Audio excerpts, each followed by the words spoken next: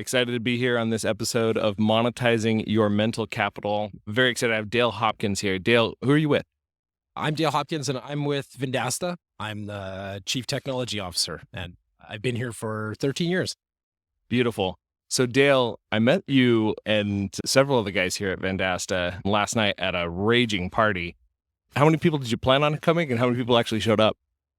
I think they were saying it was, 125 that were supposed to be there? Oh, I think we ended up inviting 350, but the original plan, I think, was 125. So, I mean, that's good. Yeah, it was a raging party. We thoroughly enjoyed it. And right before we started recording, we were talking a little bit about home. Where are you from, and why is that interesting today? Well, I'm from Saskatoon, Saskatchewan, and so that's the middle of Canada, for those that have probably not heard of that. And yesterday, I think it hit the dial with a wind chill of minus 55. That's Celsius, and in Fahrenheit, I think that's minus 60. So that is pretty cold, but I mean, hey, it's not like that every day. Cold, but that's the way it rolls. And you said you enjoy it there. Your wife, you were just showing me a picture where there was like 4 inches of snow stacked up against the door, right? Yeah, you open the door in the morning, and that's how you know how much time you're going to have to invest to get the cars and everything out of the driveway before you get to work. So it's the season where you got to wake up a little bit early every day just to make sure you got time for all that. I live in Utah here in the United States, and it's kind of funny because the first snowstorm, everyone's like, oh, I forgot how to drive in the snow. And you just drive around. It's like, what the heck is going on out here? And then the hilarious thing is anywhere where they don't get snow a lot, 2 inches of snow will shut down the whole city. In Utah, it's got to be like 3 or 4 feet of snow before they shut anything down. How much is it over there?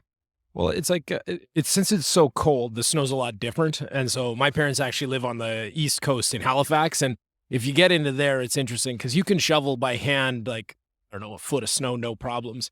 In Saskatchewan, because it's light, it's dry, it's one of those things. Whereas in Halifax, 2 inches of snow, you need a snowblower because that stuff, it's like shoveling pea gravel, right? Like, it's heavy. So I think it's different in the coastal cities, but yeah, I agree. It's like the first day everybody's in an accident. That's just how it goes, right? There are some amazing videos just of people like taking hills and stuff. You're like, oh, that hill was not like, you should have stayed home that day. It was not a good idea. Well, tell me a little bit more about what Vendasta does. So Vendasta, I mean, in terms of this conference, we're really the back office for a lot of agencies. And so this is going to be the stuff that helps you do billing. This is going to be the things that help you do CRM. This is going to be the stuff that even helps salespeople with email cadences and some of those things, along with also providing products to sell to the small business. But I think the biggest thing that we do for most agencies is a lot of agencies are going to be selling their own services, right? And so the Vendasta platform kind of helps you flesh out the products and the other thing, and maybe some other services to complement that, so that you can offer a more full picture to the clients. And so that's a large portion of what we do, but we do all the technology side of that. And so really it's to make it so as an agency, you can focus on providing better service to your customers. Gotcha. So on monetizing your mental capital, one of the things we like to ask about is trying to send you back to the first time you monetized mental capital, meaning you went out and sold a service, or a lot of people talk about lemonade stands as kids. Can you remember the first time that you actually monetized mental capital growing up?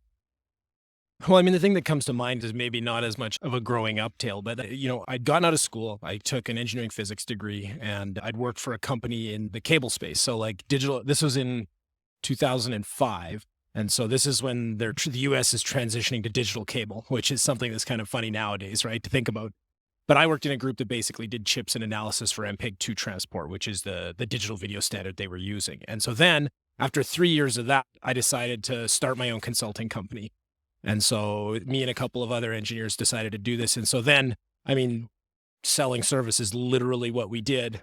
And a couple of us came from different industries, but selling like basically custom software was what we did. And so did that for 3.5 years. And so I learned a lot about selling service at that time. And again, I don't even think back to the lemonade stand and stuff. To me, that's like just the first thing that pops up because it was real and it was all at once. And you took that entrepreneurial leap. Love that you took it on a service. If you think back to that time and you could make a phone call to that version of yourself who was about to take that leap into the service world, what would be one piece of advice you'd give him around like, hey, if you're going to sell a service or you're going to sell a software, make sure that what would you tell him to do differently? I would say that for me, I chose to start a company with two other software engineers. I would say bring a salesperson or bring a marketer or bring like a diversity of skill sets, right? I'm lucky. I mean, this is one of the times I'm lucky. I come from a family of accountants. So I didn't have any problems getting the accounting part of our business figured out, but selling's hard. And that's something that I'd never done before. And it's one of those things that if you could have somebody that had that skill set, that would have fundamentally changed, the outcomes of that business. And since that was a challenge, what did you do to overcome? Where did you find those? Did you go find a sales guy to join the team, or what did you do to learn to sell? Read a lot of books and made a lot of phone calls, showed up to a lot of networking and conference events, and I guess pound the pavement, as they say. Did that a lot. That wasn't my passion for it, but it ended up being a thing. But it's like the hard part is that I think as a business owner, we always try to describe the stats that like there's your skill and what you came to the business to, like what is your special differentiator, and you end up spending a small portion of your time on that. And so I guess like thinking back to having a dedicated resource would have been just being able to spend more of the time at the stuff that I'm really great at, as opposed to the stuff that I can do, right? And so I describe sales as like, I'm not a gifted salesperson. I can do it, but I mean, that's an opportunity cost there, right? Love it. So if you were in a mode where you're kind of considering this idea of services or you're considering this idea of software, had you, had this opportunity to reconsider and say, you know what, I'm going to bring on somebody who actually has that skill set, would you have given up equity to bring in that sort of an individual early on?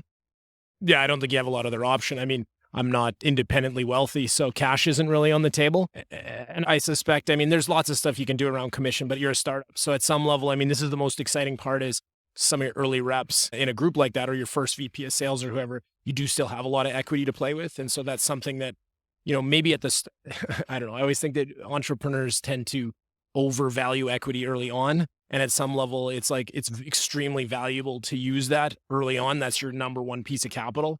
And so again, if you can get some salespeople, it pays back later, because you'll find that like late stage companies, they often have this bimodal distribution of sales experience, which is early salespeople where they have big equity and they're still there. And then there's the nukes reps, right? But there's this gap in the middle, which is once the equity, you don't have the ability to give as much. There's this real hard point to get back to like, well, now we can comp at a level that is really competitive.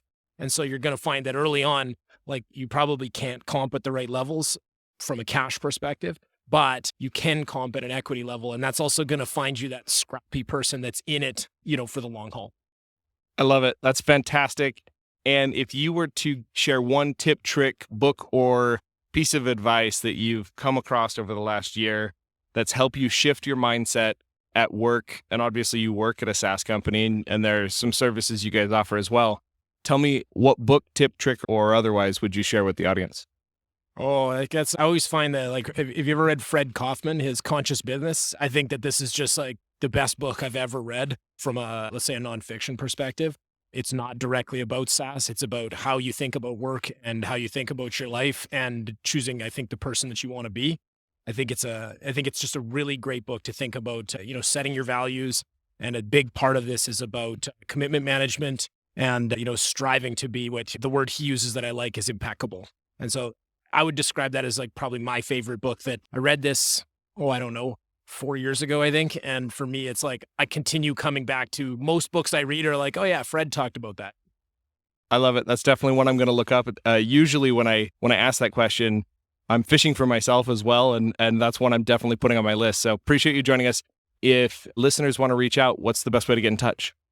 I'm on the Vendasta website. I'm easy to find, dhopkins@vendasta.com. That's my email. I'm also easy to find on LinkedIn or Twitter, Dale Hopkins.